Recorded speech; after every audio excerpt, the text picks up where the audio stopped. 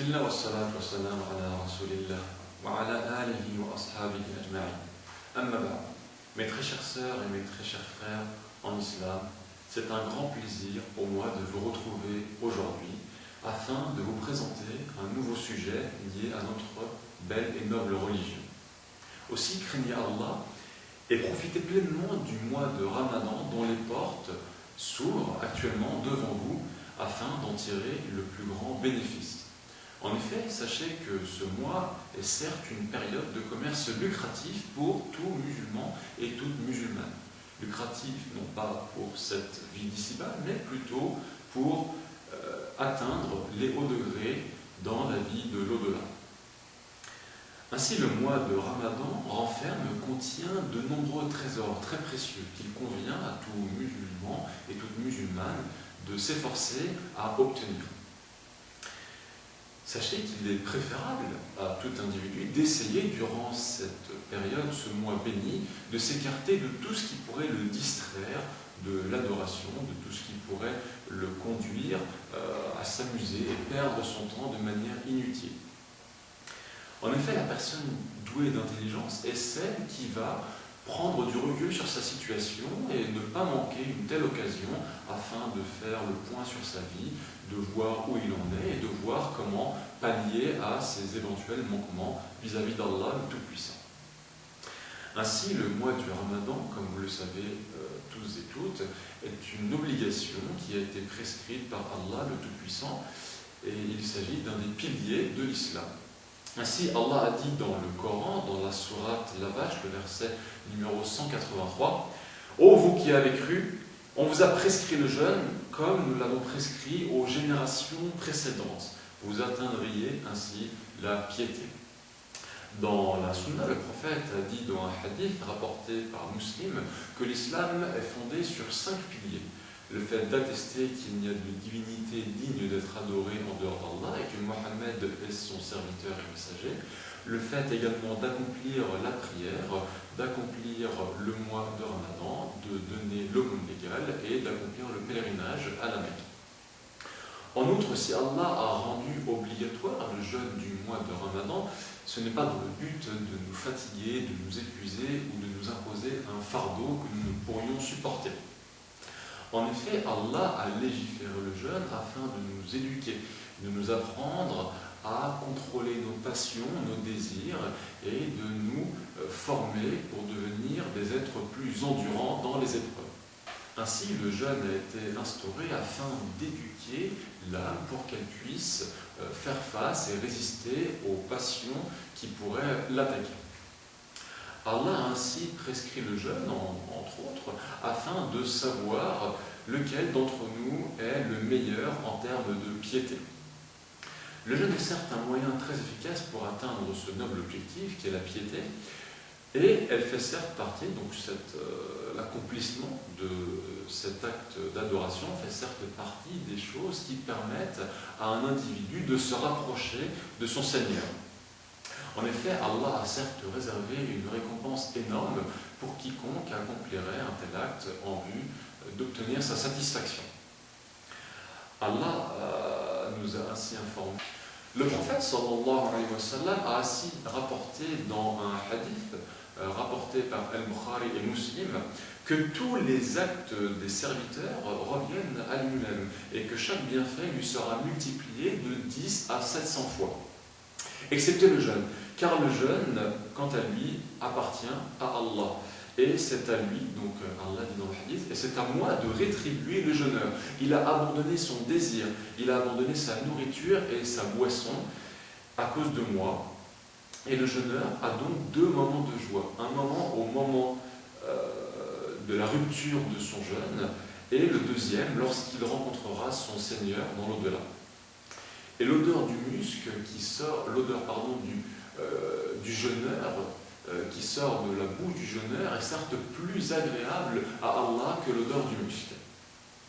Dans notre hadith, le prophète sallallahu alayhi wa sallam a dit que quiconque jeûne le mois de Ramadan, par foi en Allah et par unique désir de sa récompense, aura alors tous ses péchés antérieurs pardonnés.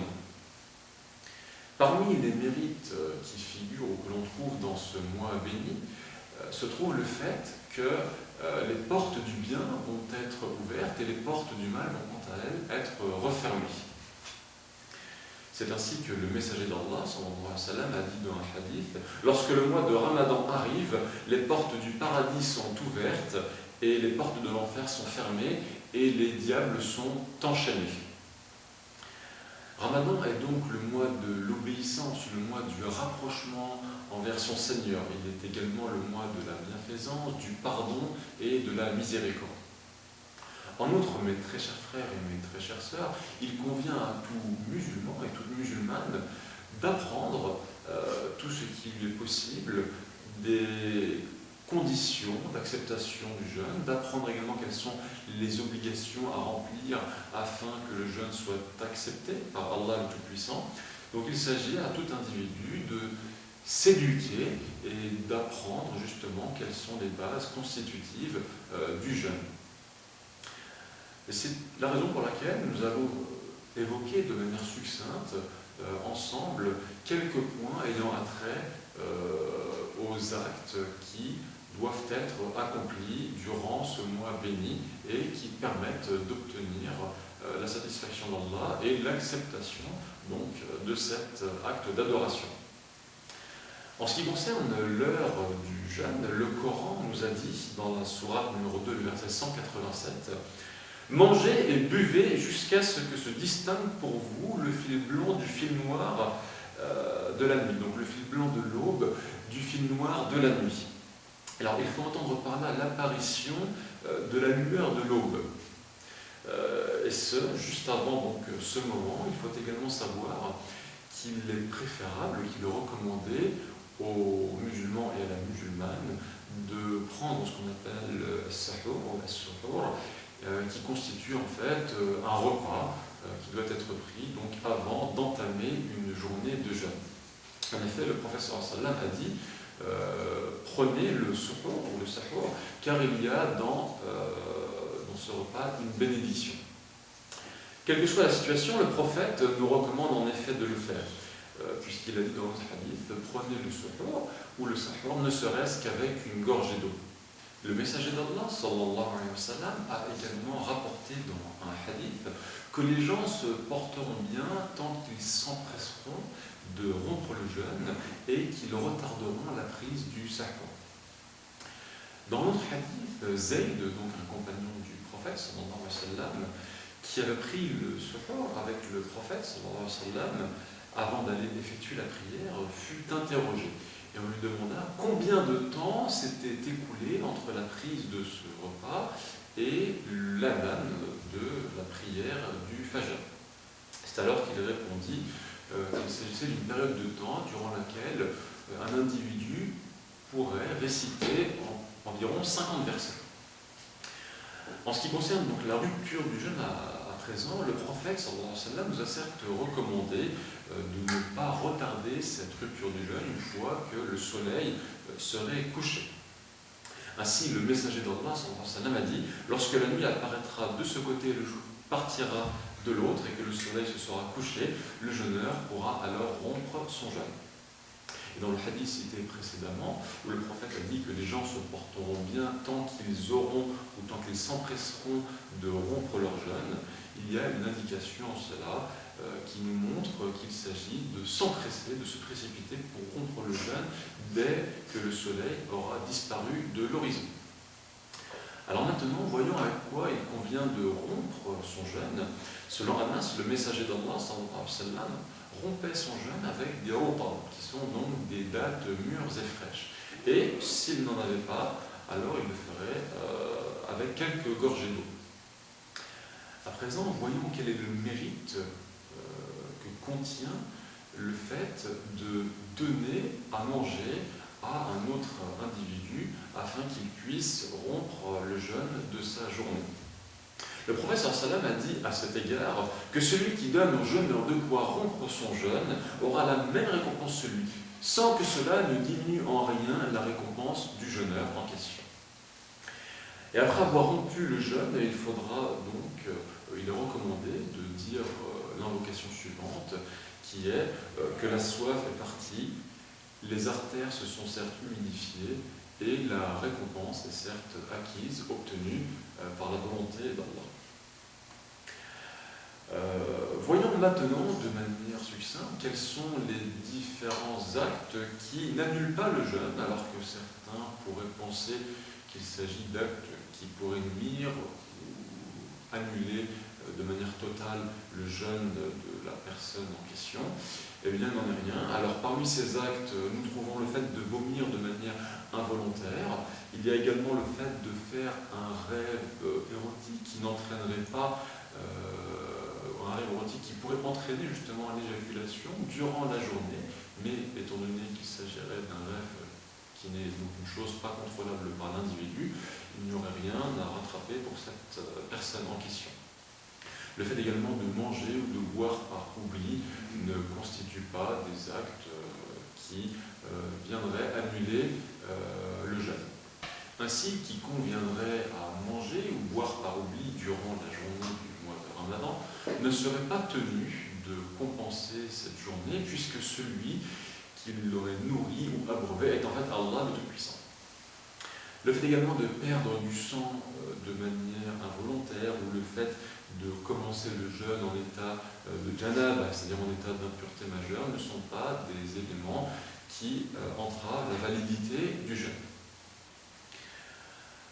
Le fait également de se parfumer ou d'utiliser le siwak, donc le bâton d'arak, avant justement ou pendant le jeûne, n'entrave également pas la validité de cet acte d'adoration.